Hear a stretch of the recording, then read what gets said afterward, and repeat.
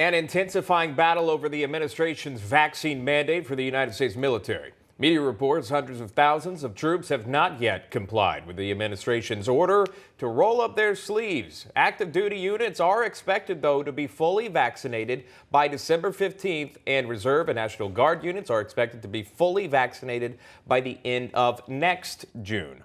Joining us to discuss is Major General Michael McGuire, former Adjutant General of the Arizona National Guard, former Chairman of the National Guard Association of the United States. Good to see you, sir.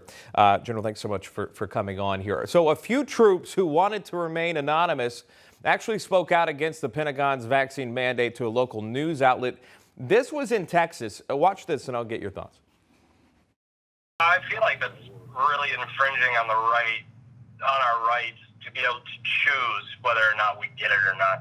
We actually had one person go down to MEPS, raise his right hand to do everything, and then found out that we were potentially going to be mandated to get this vaccine, and he said, nope, I'm not doing it, I'm not shipping anymore. So we took a loss because of this vaccine mandate that was possibly going to happen. I am willing to go court-martial, get kicked out, go to jail, whatever it needs to be, but I will not be taking it. Did you catch that? One soldier saying he'd risk getting court-martialed. Do soldiers have any legal ground to stand on if they don't want to comply with this mandate, sir? Well, thanks for having me, Sean. Yeah, they do. They have the ability to not take it. There is a progressive level of discipline in the military that exists. But I'm most concerned, Sean, about the hypocrisy. Your previous guest said that it is easier right now to traffic a 9-year-old female across the border illegally here in Arizona than it is for you or I, Sean, to go to Los Angeles and get lunch.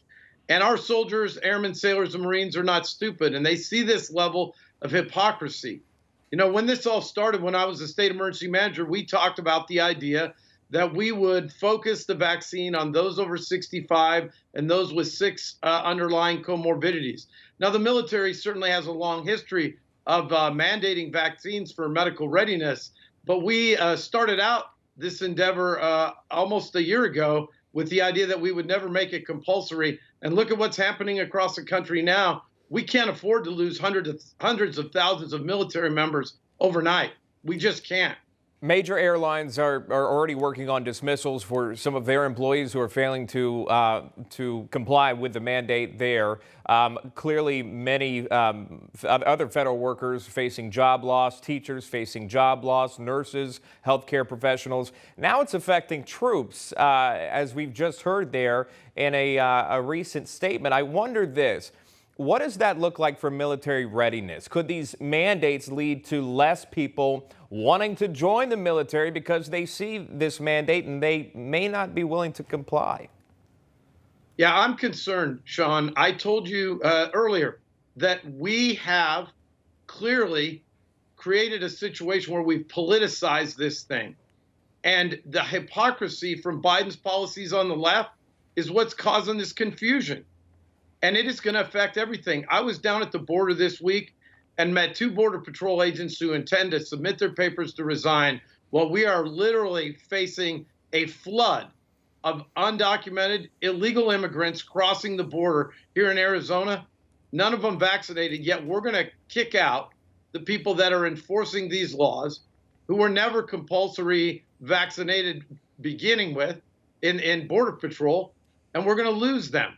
It's in all sectors, and the military's biggest problem is not the disease. It's the fact that we could lose so many people, and you heard that recruiter in your opening clip say, people are failing to ship right now because they don't want to be forced to do this.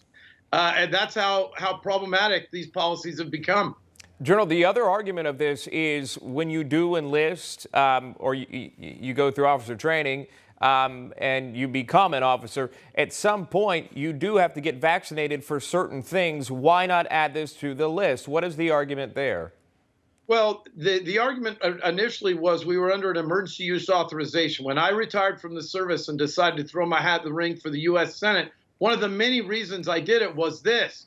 We were talking about extremism stand downs in the military. We're beginning to use this as in many ways kind of a proving ground for different ideas. And all of a sudden, what we had talked about being a voluntary system pivoted now to an involuntary system. And you're right, The military has a long history of a compelling vaccine for things under the name of medical readiness. But all of these vaccines were experimental when it started. Last I checked, only one of the vaccines, the Pfizer, has had that lifted. Doing this by executive order is not right. And that's why we've got to get the legislature to grab back control in the U.S. Senate and House and force the DOD and the president back in the lane they belong in, where they're not legislating by executive fiat. Final thoughts from you on this, and just an overarching theme here, and clearly we're seeing it now within the military as we played in that clip, but it's not just there, right? It's across the board here. Even in New York recently, there was an injunction put in place where you can get a religious exemption. Do you see this evolving in terms of mandates? Do you see this finally evolving to something more, possibly adding natural immunity into the mix of this, or testing, et cetera? I hope so. We cannot afford to lose hundreds of thousands of the military overnight. We can't recruit that. We can't train it. We can't fill it. And you hear the leaders of the DOD every day over in front of the U.S. Senate, where I will be when I beat Mark Kelly in 2022, talking about readiness as their highest priority. Yet at the same time, we have civilian leaders under the Biden administration that want to watch 200,000 to 300,000 of them walk overnight with no ability to grow that back. Natural immunity, the fact that people haven't been exposed, and super, super low death rates. I think today it was 62 of 2.1 million service members in the last year and a half. I'd say, think about the number we've lost to suicide just this month relative to that. This is where we have problems, Sean, is that people start seeing the hypocrisy of this, just like we're seeing with the border and the mandates in Los Angeles.